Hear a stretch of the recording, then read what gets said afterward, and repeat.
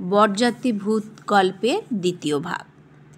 বৃষ্টির কম নাই, গুড়ুম গুড়ুম মেঘের গর্জন, আজ শ্রাবণের ধারা ঝরছে, বিদ্যুৎ চমকাচ্ছে, স্টেশনের আলো মিটমিট করে জ্বলছে, দূরের গ্রাম দেখা যাচ্ছে না, আর মনে হচ্ছে যেন দূর থেকে দৈত্য দানবরা সব বাসা বেঁধে দাঁড়িয়ে আছে।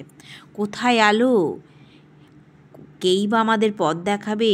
স্টেশন মাস্টার বললেন, ভয় কি আছে, আমি তো আছি, বৃষ্টি না থামলে আমার এখানে থেকে যাবেন। আমার গিন্নির উৎপাত নাই, আমার এখানে যা রসদ আছে তাতেই হবে। সঙ্গে সঙ্গে উচ্চহাস্য। বেশ লাগতেছিল মাস্টারমশাইয়ের কথা। তিনি আমাদের দিকে চাইয়ে বললেন, আরে মশাই বলুন, হ্যাঁ কি না? আমরা বললাম, হ্যাঁ হ্যাঁ হ্যাঁ হ্যাঁ। এমন সময় দুজন লোক এসে আমাদের জিজ্ঞেস করলো, মশাই আপনারা কি কলকাতা থেকে এসেছেন?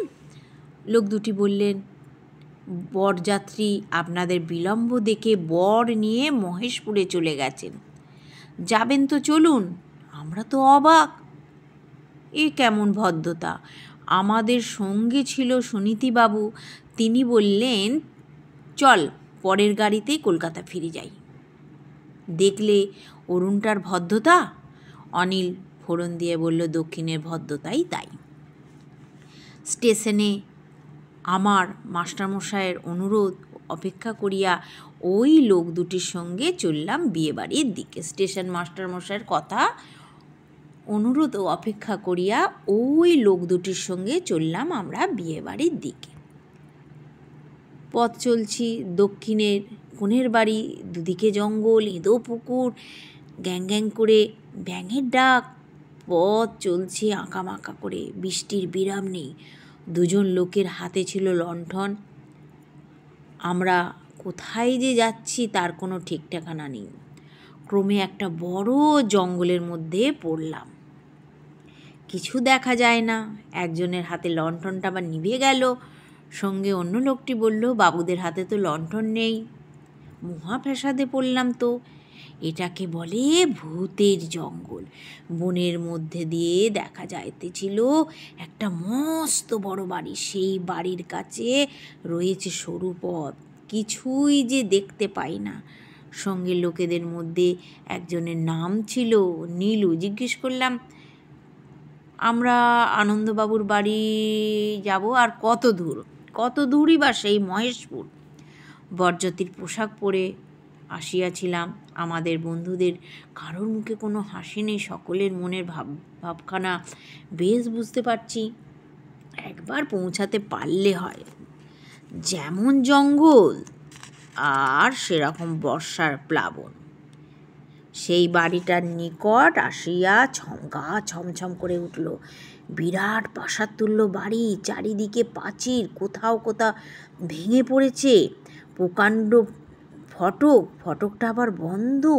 স্থানীয় লোকেরা বলে এ বাড়িতে এখন আর কোনো লোকজন থাকে না, একেবারে পরিত্যক্ত। যে জমিদার বাবুর বাড়ি এখানে ছিল তারা মহামারী হয়ে ম্যালেরিয়া আক্রমণে গ্রাম ছাড়া হয়ে অনেক দিন এই গ্রামের অবস্থা এইরূপ হয়েছিল যে একজন লোকও এই গ্রামে থাকতে পারেনি। প্রায় পরিত্যক্ত, শ্মশানের মতো হয়েছিল। মৃতদেহ পথে ঘাটে পড়ে থাকতো। কে কাকে দেখবে, কে কাকে দাহ করে? নীলু বলতে লাগলো, সে অবধি গ্রামের নাম হয়েছিল, সেই থেকে গ্রামের নাম হয়েছিল ভুতুড়েগা। লোকে দিনে রাতে ভূত দেখে। সন্ধ্যার পর কেউ ওই পথে যায় না। বাড়ির দিকে চাইয়া ভয়ে ভয়ে এক পাশ দিয়ে পথ চললাম। এক পাশে প্রকাণ্ড দিঘি, যেন শত শত মৃত ব্যক্তি হা হুতাশ এই বাড়ির চারিদিকে ঘিরিয়া দীর্ঘ নিঃশ্বাস ফেলিতেছে। আমরা চলছি ভয়ে ভয়ে। এই রূপ নির্জন গ্রামে আসতে হবে বরযাত্রী হইয়া কল্পনাও করিনি। ঝড়ে গাছপালা দুলছে, তীব্র হা হুতাশের মতন শুনিতে পাইতেছি শাঁসা শাঁসা শব্দ। এইরূপ দুর্দিনে শ্রাবণের ঘন বর্ষণের মধ্যে কেন যে অরুণের বিয়েতে বরযাত্রী হইয়াছিলাম সে কথা ভাবলে মন বড় আড়ষ্ট হয়ে যায়। জঙ্গল পার হইতে হইতে শুনিতে পাইলাম শঙ্খধ্বনি আর ঢাক ঢোল ও সানাই বাঁশি আনন্দরব উলুধ্বনি ও মহিলাগণের কোলাহল, লোকজনের হৈ হৈ রব। বাঁচা গেল, অবশেষে বিয়ে বাড়িতে পৌঁছানো গেল। সত্য সত্যই বিরাট বাড়ি, চারিদিক প্রাচীরে বেষ্টিত। বিবাহ হইতেছিল নিচে প্রশস্ত হলঘরে। সুন্দর সাজসজ্জা, পাত্র ও বরযাত্রী বসিয়া আছেন। এই বর্ষার দিনেও বাড়িখানি আলো ঝলমল করছে। লোকজনের পরিপূর্ণ। একদল নিমন্ত্রিতদের খাইতে বসিয়ে দেওয়া হয়েছে। অরুণ আমাদের দেখিয়া আনন্দ হলো ও দুঃখিতও হইল। আমাকে বলল, ভাই, তোদের জন্য অপেক্ষা করে শেষকালে চলে এলাম। নীলু দলুইকে রেখে এলাম তোদের তল্লাশ করতে। আমি জানতাম তোরা আসবি। অরুণের দাদাকে পাত্রীপক্ষীয় একজন ভদ্রলোক বললেন, অরুণবাবু তার বন্ধুদের আসবার কথা বলেছিলেন, আপনাদের এত গোলমালের সুবিধা হবে না বলে। তারপর রাত্রে এই ঘনঘোর বর্ষার মধ্যে বাড়ি ফিরে যেতে পারবেন না, তাই আমাদের বাড়ির বিপরীত দিকে আমাদের গাঁয়ে জমিদার বাবুর খালি বাগান বাড়িটা একজন চাকর দিয়া সব পরিষ্কার পরিচ্ছন্ন করে রেখেছি। কোনো অসুবিধা হবে না মশাই, সেখানেই চা জল খাবার পাঠিয়ে দেব। রাত বেশি হয়নি, সবে 11টা বেজেছে। অরুণের দাদা ভদ্রলোকের কথা অরুণকে বলতে সে বলল, দাদা, ওদের সব কাপড় চোপড় ভিজে গেছে, আমাদের বাক্স হতে কাপড় চোপড় পাঠিয়ে দাও। আমরা সকলকে ধন্যবাদ জানিয়ে ভদ্রলোকের সঙ্গে পাশের বাড়ি গেলাম। রাস্তার পরেই বাড়ি। এক সময় যে বাড়িখানি সব দিক দিয়া সুসজ্জিত এবং সব দিকেই সুন্দর ছিল তা পরিচয় পাইলাম। একটি বড় ঘরে আমাদের বিছানা পাতা হয়েছে।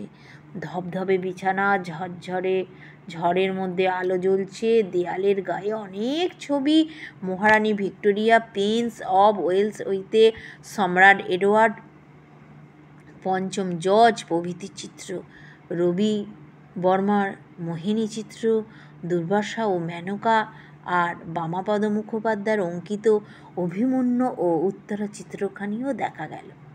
যাক, এবার সামনে স্নানের ঘরে সব জিনিসই সযত্নে রাখা হয়েছে, সাবান, তেল ইত্যাদি দিয়ে। ইতিমধ্যে কাপড় গামছা আসিয়াছে। স্নান করিয়াও কাপড় চোপড় বদলাইয়া চা পানে সুস্থ হইলাম। এমন সময় নীলু আসিয়া বলল, কর্তাবাবু বলেছেন আরও অনেকে ওখানে খাবেন। সে গোলমাল থেকে আপনাদের এখানে খাবারের ব্যবস্থা করে দেবে। বেশ, আমাদের শরীর এরূপ ক্লান্ত হয়ে পড়েছে যে এই প্রস্তাবে আমরা বেশ সন্তুষ্ট হলাম। ইতিমধ্যে আমরা 3 বন্ধু গল্প করতে করতে ঘুমিয়ে পড়েছিলাম। রাত প্রায় 2টো। পল্লীগ্রাম নিস্তব্ধ। এমন সময় দেখলাম নীলুর হাঁক ডাক দিতেছে, বাবু উঠুন, ঠাকুর চাকর আপনাদের খাবার নিয়ে এসেছে, উঠুন। পাশের ঘরে ঠাঁই করে দিয়েছে। গিয়ে দেখলাম কার্পেটে সুন্দর আসন পাতা, প্রচুর খাদ্যদ্রব্য থরে থরে সাজানো। আমরা খাইতে বসেছি। এমন সময় আলোগুলো গেল নিভে। আমরা চুপ করে খাবারের সামনে বসে রয়েছি। এমন সময় শুনলাম কে যেন বলছে, বসে রয়েছেন কেন, চটপট করে খেয়ে ফেলুন, হা হা করে, শেষে আর কিছুই পাবেন না, আমরা সব সাবার করে দেব। হঠাৎ আলো জ্বলল। কোথায় গেল ঠাকুর চাকর? আমাদের দুদিকে 4 জন করিয়া ভীষণাকৃতি অদ্ভুত দর্শন মানুষ বসিয়া রয়েছে, আর আমাদের পাতে এক বিন্দু খাবার নাই। বাকি গল্প পরের ভিডিওয়ে।